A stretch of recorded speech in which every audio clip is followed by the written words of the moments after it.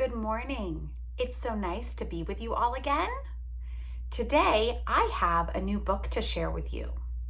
I hope you remember and enjoyed the book about families that we read together last week.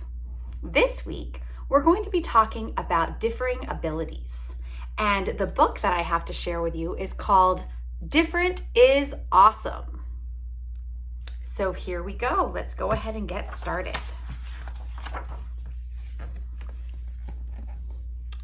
Yesterday, it was my turn to bring something to class for show and tell. I didn't bring a stuffed animal or a remote control car or the picture of an alien that I drew. What do you think the little boy brought to show and tell? I brought my brother Ryan. When Ryan was born, his left hand was missing. He learned to do everything anybody else could do, though. He just did it a little bit differently.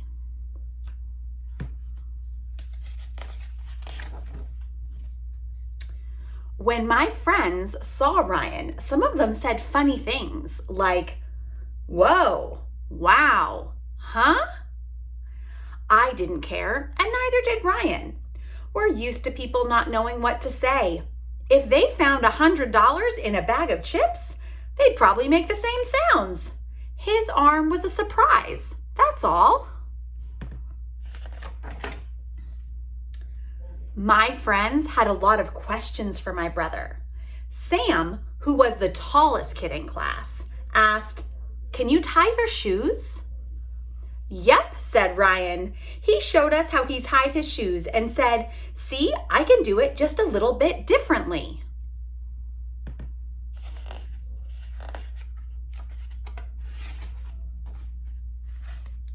Anna, who had curly blonde hair, asked, "Can you ride a bike?" "Sure can," said Ryan. "I love riding my bike, especially going fast over jumps." And here on this page, you can see Ryan riding his bike.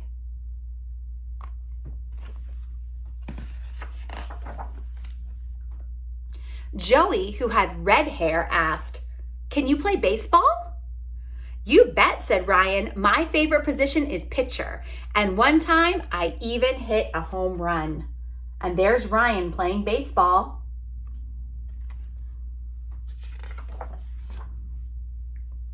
Claire, who has a birthmark on her cheek, asked, "Can you shoot a basketball?" "Totally," said Ryan. "I love making three-point shots." Noah, who wears glasses, asked, "Can you jump rope?" "It's tricky," said Ryan, "but I can do it if I try really hard." So there's a picture of Ryan concentrating and trying hard, and he's jumping rope.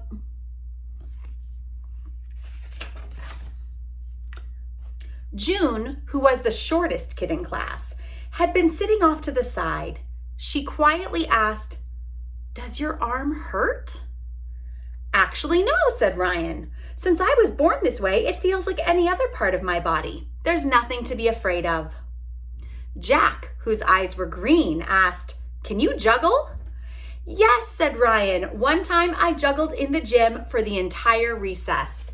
There you can see a younger Ryan juggling in the gym.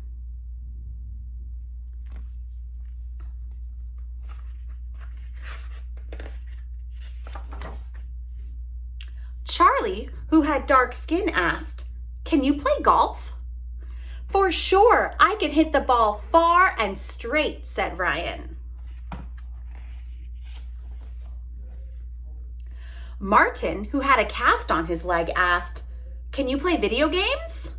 "I love video games," said Ryan. "Sports games are my favorite." So there he is.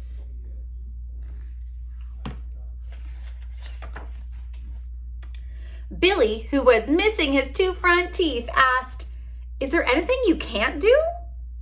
"Sure," said Ryan. "There's a few things I can't do, but all of us have a hard time doing some things, right?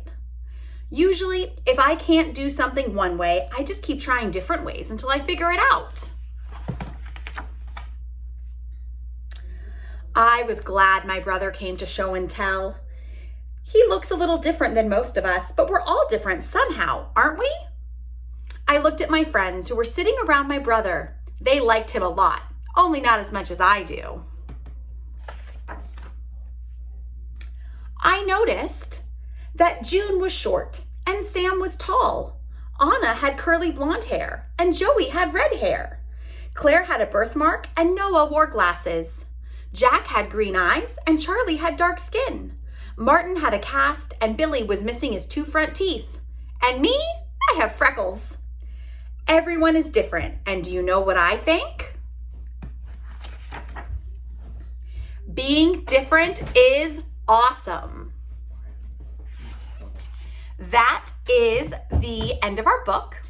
And I wanted to share that with you today because we are talking about during our church service, differing abilities, and in our church in general, about as we all get back together, eventually in person, how do we make sure that our church services and our activities and our spaces and our chairs and our special events are accessible or welcoming to everyone, whether they have 1 arm or 2, whether they might walk on their feet or wheel in a stroller or a wheelchair, whether they speak or read the same language or maybe a different one. There's lots of ways to celebrate being the same and having things in common, but also being different and unique.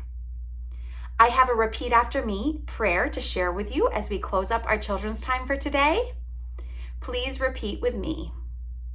Dear God, thank you for today. Thank you for all the things that I can do.